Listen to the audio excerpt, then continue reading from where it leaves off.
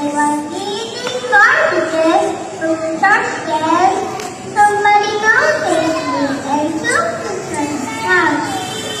She gave me food to eat, and I was very happy. The next day, she would not give me food even at first. She not allow me to go out from her house. She whipped me if I made mistakes. I cried and cried and cried.